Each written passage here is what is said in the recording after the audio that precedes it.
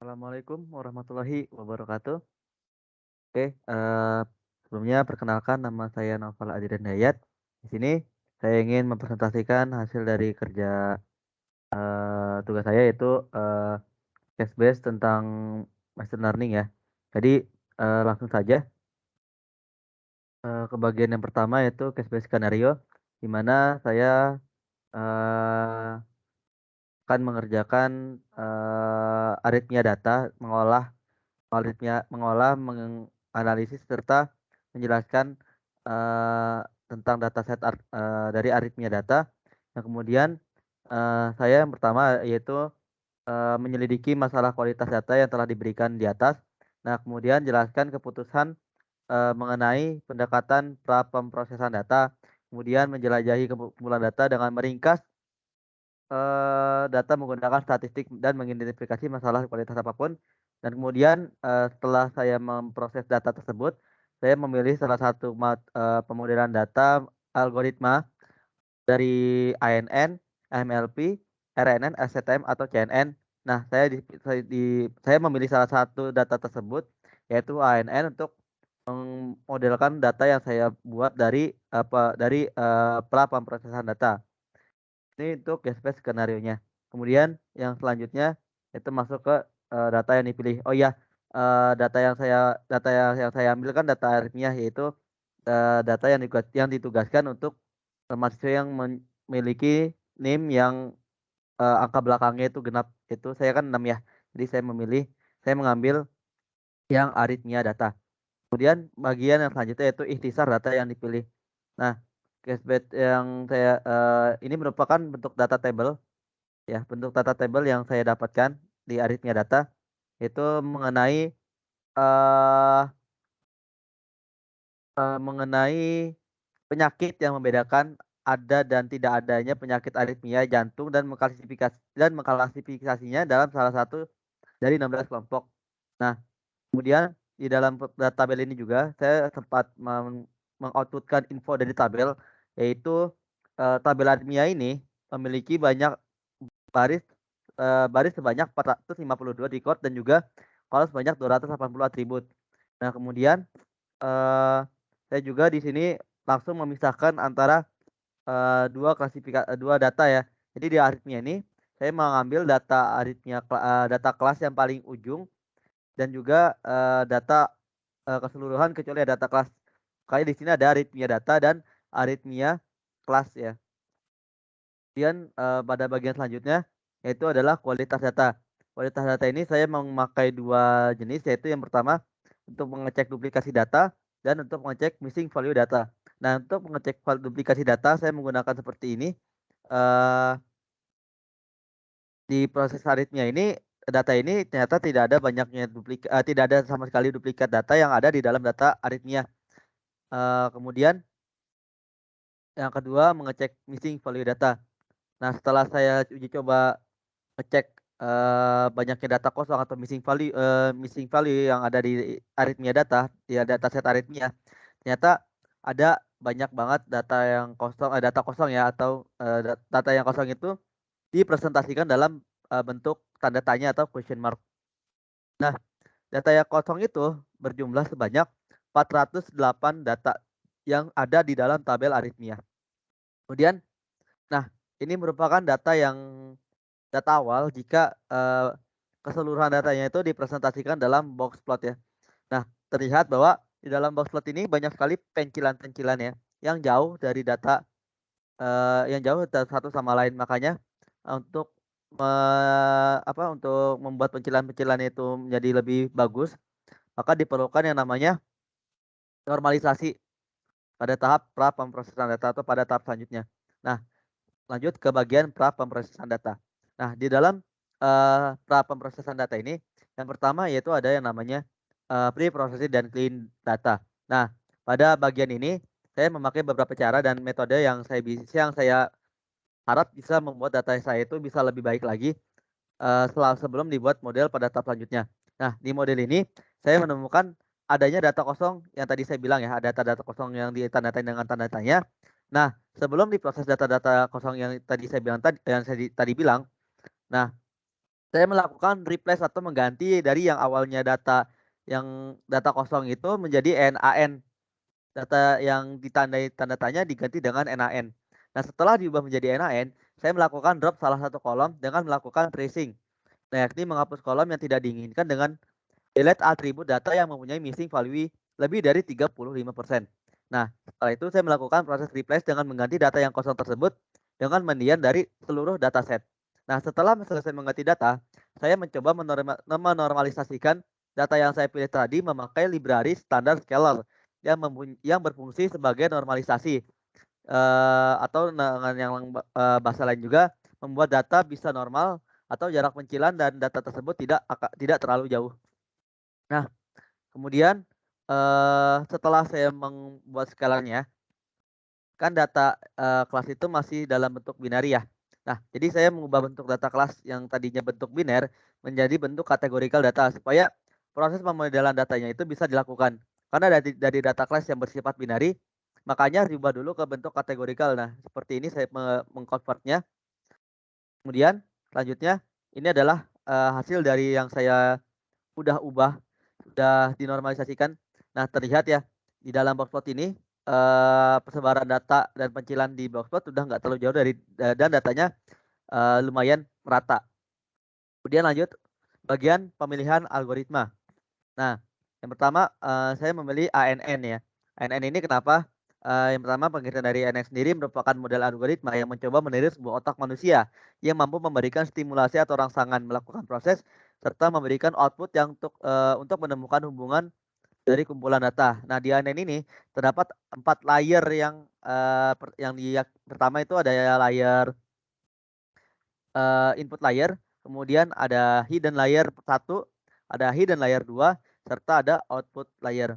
Nah, kemudian eh, setelah ANN ini, yang kedua tentang split data. Oke, split data atau saya mengubah ya. Jadi pada bagian split data ini, saya membuat membagi dua data yaitu data trend dan data set, di mana data trend ini perbandingannya 70/30% dari data tes.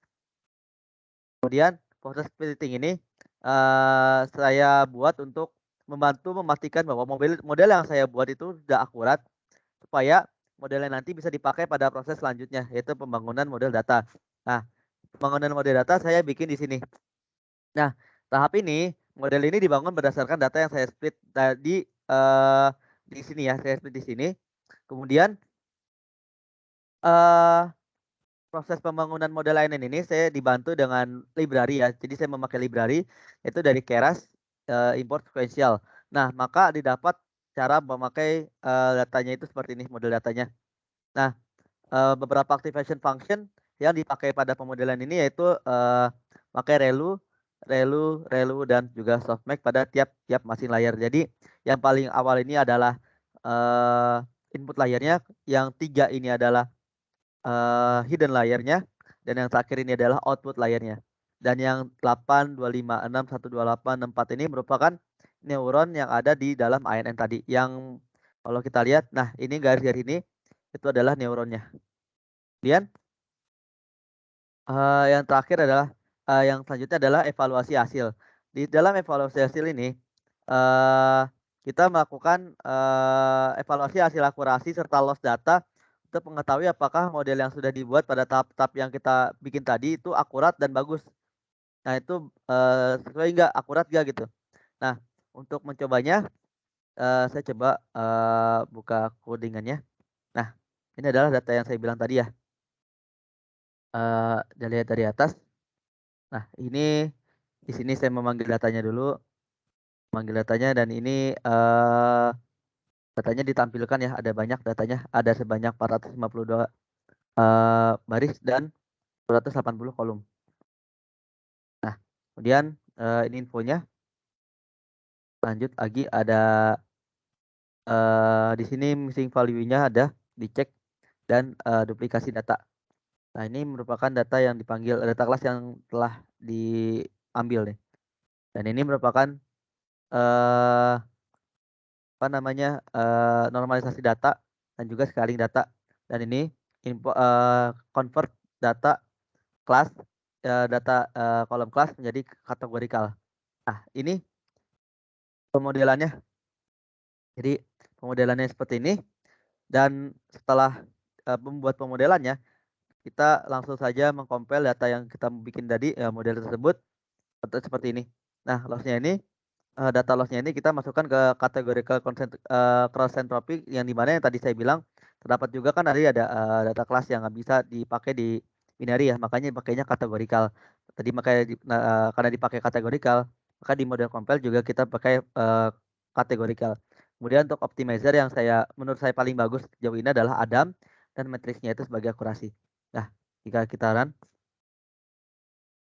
akurasinya dari epoch, epoch ini sebagai perulangan ya, perulangan atau iterasi sebanyak 80 sebanyak yang saya taruh sini 80 dan page size itu, jadi, dia membagi datanya, secara bertahap ya, dari dataset yang dimodelkan secara bertahap.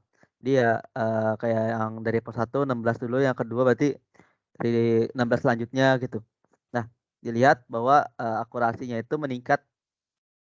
meningkat ya, dan juga loss-nya juga semakin berkurang, di mana berarti, bisa disimpulkan bahwa untuk data tren ini, lumayan cukup bagus, untuk membuat ininya. Bentar saya run lagi.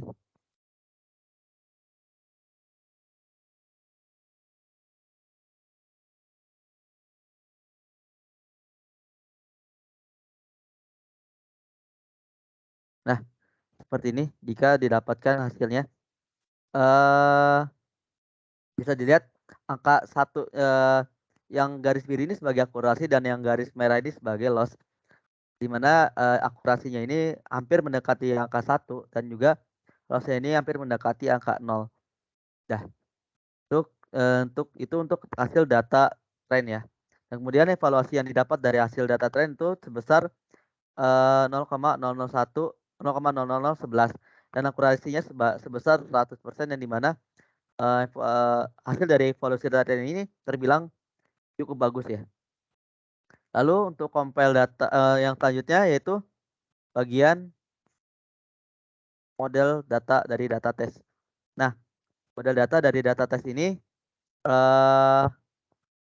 berarti yang bawahnya nih, berarti yang bagian ini, jadi kan udah di-run ya, kita lihat saja, yang tadinya loss-nya gede dan akurasinya yang 0,5 ribu, 0,5 ya, 0,5. Kita scroll makin ke bawah, semakin tinggi epochnya, maksudnya semakin ke depan ya kan iterasinya, maka,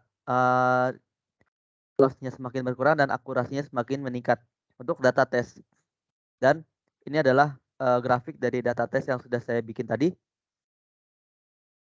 Hampir mendekati 1 untuk akurasi dan loss-nya juga hampir mendekati 0. Di mana evaluasi yang didapatnya itu juga loss-nya itu sebesar 0,0287 dan akurasinya sebesar 0,99.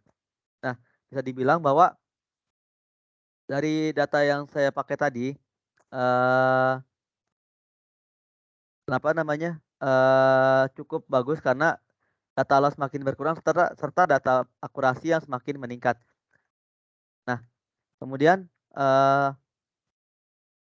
lanjut lagi ke bagian akhir yaitu kesimpulan. Nah, bagian kesimpulan ini bisa saya dapat tarik, rangkuman bahwa proses evaluasi pada data test juga dan data train dengan iterasi atau epoch sebanyak 80 kali diperoleh hasil evaluasi dengan tingkat akurasi 0,98 dan loss sebesar 0,042 yang mana hasil tersebut bisa saya simpulkan bahwa model yang sudah dibuat sudah cukup akurat dan bagus. Bagus atau enggaknya akurasi tadi atau loss sendiri bisa dipengaruhi oleh kualitas data serta metode pemodelan yang digunakan dan juga processing data yang dipakai dan juga banyaknya iterasi dan batch size yang dipakai untuk memengaruhi tingkat akurasi data dan juga tingkat loss dalam melakukan compile tersebut. Seperti itu dan ini merupakan, hasil dari laporan yang saya buat, di mana, saya juga berterima kasih kepada Bapak dosen, Bapak Djokorda yang telah memberikan saya kesempatan nilai agar bisa, menambah nilai saya lebih bagus lagi. Oke, itu saja dari saya, kurang lebihnya saya mohon maaf, wabillahi taufiq walhidayah. Wassalamualaikum warahmatullahi wabarakatuh.